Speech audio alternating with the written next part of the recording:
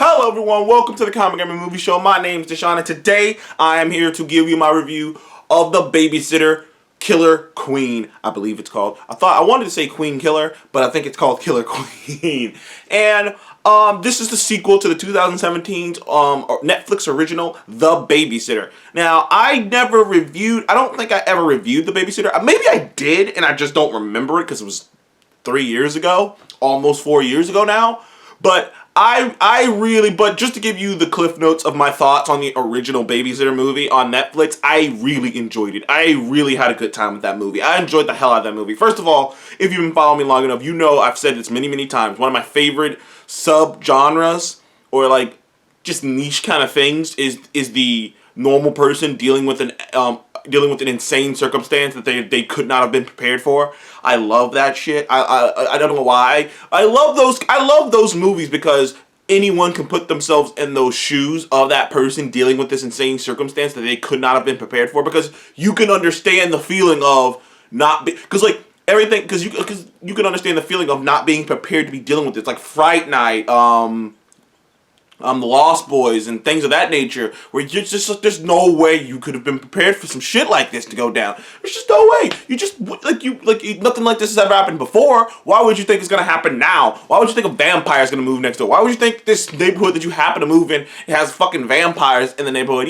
Or Taken is another kind of turn on it, but it's the other way around. As a fucking sex trafficker, why the hell would you think that some guy's daughter you took, the one daughter you took, the one random girl you took on a European trip, happened to have a father who was a bad motherfucker who could hunt you down and kill you? Why would you think that? No one would think that. Like, I don't think any sex trafficker would think, oh yeah, we took this girl. I mean, best case scenario, they're gonna try to find her. They're never gonna find her. And then this fucking dude comes out and starts murdering people. It's like, you wouldn't think that. And I really, that's one of my favorite little niche things in movies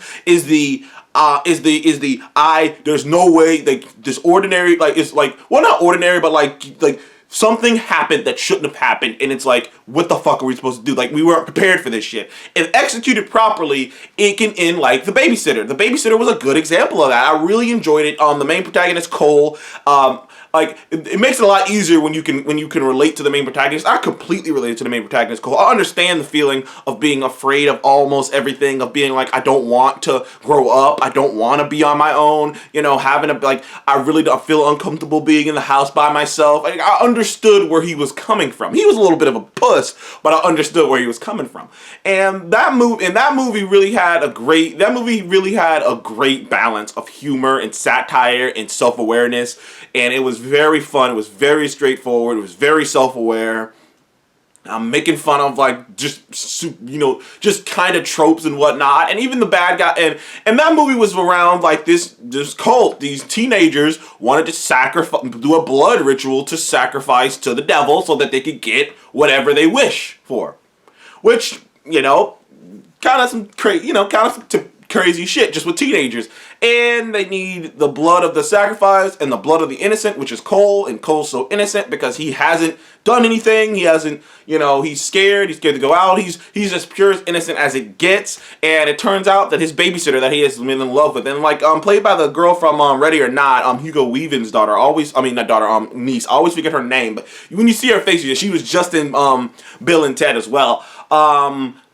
But she was his babysitter, and that's hence The Babysitter. She was his babysitter. She's this drop dead gorgeous babysitter, and he's in love with her. I mean, he is really in love with her, and she's the best friend he ever had, and she was so close to him. And many people probably understand that feeling of having a nanny or a babysitter or someone like that who you were around all the time growing up, and you two became really, really close. And so you got that vibe too with them two. And it was a unique twist on the slasher genre, because not only did he get betrayed by the babysitter, someone he loved, but it forced him to break out of his fear. That was the whole moral of that first movie, was that fear can kill you. That fear could literally kill you.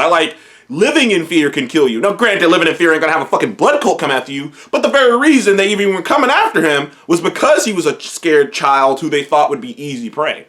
And it didn't work out that way. He found his strength. He found his will to survive. He found his desire to not live in fear. He beat off all the fucking blood cultists, and he ran his fucking best friend slash kind of girlfriend, because he ended up kissing. Like he kissed a girl, and he ran his car right through his babysitter. But the unique aspect of that first movie was the relationship between him and the main antagonist, which they both loved each other. And it was very clear that even though the babysitter wanted to kill Cole so she could make this blood sacrifice, there was clearly a part of her that was evident that did not want to kill him, that cared about him, that genuinely cared about him, that genuinely didn't want to have to be doing whatever she's doing, but she signed this contract with the devil, and there's no really other way around what she's doing. But like I said, Cole ran a fucking car through her. And it was this really sad ending. And like I said, the movie was good. It was a nice, isolated movie. I don't think it needed a sequel, but here we are. I'm sorry I wasted 5 minutes giving you a review of the first movie. I don't remember if I did a review, and I didn't hear a lot of people talking about that original one, so I wanted to give you guys my thoughts. I thought that original one was an 8. I would give that original one an 8. I really enjoyed it. The sequel is not as good. Now, I don't think it's bad, but compared to the original, it's really not as good. First of all, I'm gonna just talk about the things that still work. Cole works. He's older now. He's a lot bigger. I mean, it throws you off, I'm not gonna lie, because they say it takes place 2 years later, but Cole and his friend, who's hot as shit now, but it looks like the same actor, so I'm thinking it is the same actors, because they look the same. They kind of look like the same people, but maybe they just found really actors who look really close to those younger actors. But man, they're huge. Like, compared to how small they were in the first movie, they're massive. And you're telling me that these kids are like, I don't know, and you're telling me that they're supposed to just be 2 years later? And I was just like, so with your logic, they were freshmen, and they were just this tiny. In 2 years, they just became fucking huge. Like, maybe that is true. Maybe that just happens. It just threw me off. I was like, whoa, they do not look like they're juniors. They look like they're fucking sophomores in college. But it threw me off. It threw me off. But needless to say, in every horror movie, when the main protagonist survives, there's either two ways it goes. Every time in a sequel. Either the main protagonist is fucking batshit crazy because they just went through an ordeal that either nobody believes in, or it's like a Halloween remake. Everyone's like, dude, that was so long ago, get over it. Like, it's either one of the, either no one believes in them, or dude, get over it, it happened so long ago. Or they become badasses, like your Ripleys and things of that nature. They just become ultimate badasses because they trial by fire. Ripley, Sarah Connor, they just trial by fire. We're badasses now, We're ready for this shit. Yeah, or once again, like from the Halloween movie, like we're badasses now. We know what the fuck went down. We know what the fuck's going on. We got this shit. We ain't worried. like I've been through this shit. They become badasses. So you either go one way or the other. Cole went the crazy route, where apparently, which I don't remember being in the movie, but they added it in now. When they all died, their bodies got ripped down to hell, and there was like no evidence that they ever were even there. It's just all the destruction, all the chaos, all the bullet holes, all this crazy shit, but there's no bodies.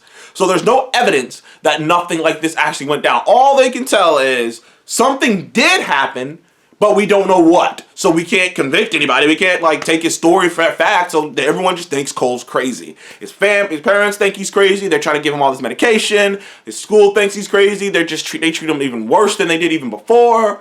Because the only one who treats him well is his best friend, who is, gosh, she is a beautiful woman. She is really drop dead gorgeous. I was like, damn, that girl really came together. Like, if that's the same actress, man, she grew like a weed, man. She is beautiful. Wow. But I don't know if it's the same actress, but I think it is, because she really looks similar to her. If it's not, it's her big fucking sister, okay? But so Cole's all messed up in the sequel. And needless to say, he's trying to get through it. He's having nightmares and shit. He's just really traumatized from this shit. And needless to say, his best friend is trying to get him into it. She's clearly into him, and he's still a dumbass because he knows she's into him, and he's just so nervous and scared and whatnot. And like I said, Cole still works. I still vibe with Cole throughout the entirety of the movie. I still sort of vibe with him. And something goes wrong. Next thing you know, all of those fucking beings, all those guys who tried to kill him, the cultists, come back from the dead, and they have until nightfall to sacrifice Cole, or they gotta go back to limbo. Because apparently that's where they're stuck in, is limbo. Which their version of limbo is living in a perpetual like state of whatever, like, because like, they all got their like they showed all of their like wishes, but not being able to actually execute them. Like there's three of them. There's three of like the original cultist teenagers. One of them wanted to be a singer, and his you know, limbo was him being in front of an being like trying to sing a record and being terrible, and the record dealer just say your dreams suck and walk out the room over and over again, leaving him crying over and over and over again. While one of them wanted to be a news, you know, broadcaster, wanted to be a journalist, and like they show her like in the studio and talking, and then the guy breaks her heart and makes her flip out, and she got to live that over and over again, like having your heart broken over and over again. One of them, one dude with the shirt off. I can't remember his name. It's Stephen Amell's brother. I always forget his name though. Stephen Amell's brother from Arrow, if you're wondering what I'm talking about, who plays Arrow. Stephen Amell's brother. He's been on a lot of things, but he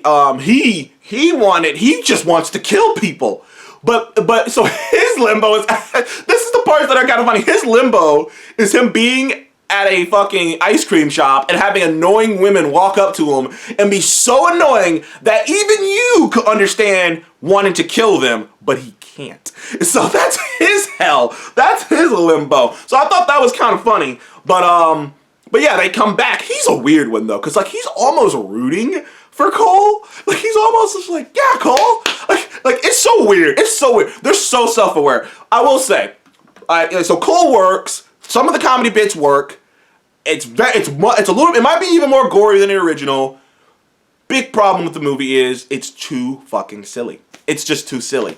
It takes what was fun about the original and amps it up to a degree that just you know how like how someone will tell a funny ass joke and it's hilarious when you first hear it, and then they just keep saying that shit until you're just like, bruh, we fucking get it. That's kind of what this is. They had something funny, they had something smart, and they just kind of went overboard with it. They took it to another level, and not in a positive way. They turned the satire up, they turned the self-awareness up to like a 9.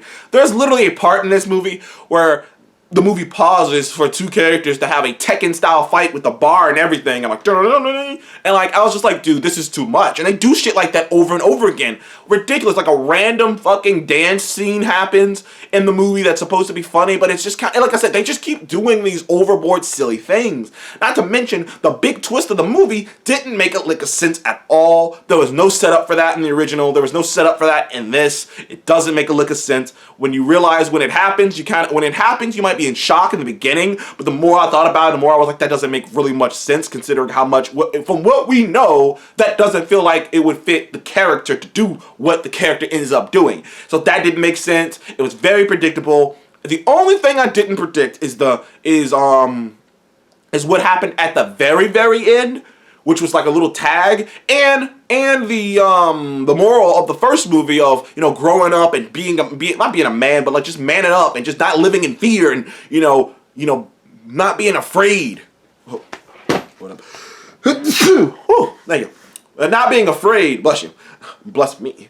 Not being afraid was kind of simplified. Like it was a more simplistic freaking moral in this movie that really wasn't as complicated. Not to mention the dynamic weren't as good between, because in the original Babysitter, like I said, you always got the feeling that him and his babysitter, the one coming after him, liked each other. So there was always this weird vibe of her trying to kill him, but her almost not wanting to, and her almost, because she was almost happy that he won in the first movie. And that was such a, like I said, it was such a unique dynamic that it's gone in this one. They just want to kill Cole. And that's it. That's it. He's surviving it. Like, they just want to kill him. That's it. There ain't no complexity to it. You know, it's just they want to do it. And like I said, everything, like they really, like, I don't hate this movie. As a fan of the original one, you know, you kind of take what you can get in certain things. Like, there's certain, like Chronicles of Riddick. I don't like Chronicles of Riddick, but I don't think Chronicles of Riddick is a good movie at all. But, you know, as a fan of the Riddick character in that world, I take what I can get, and I just like, okay, well, I enjoy it for what I got. And this is kind of the feeling I have about this movie. I enjoyed it for what I got. I still like Cole. Some of the bits in this movie are pretty funny. Some of the self-aware bits are funny. But overall, it's just, it's a shallow just version of the original movie, and there's so many things out of that original movie that are missing from this movie.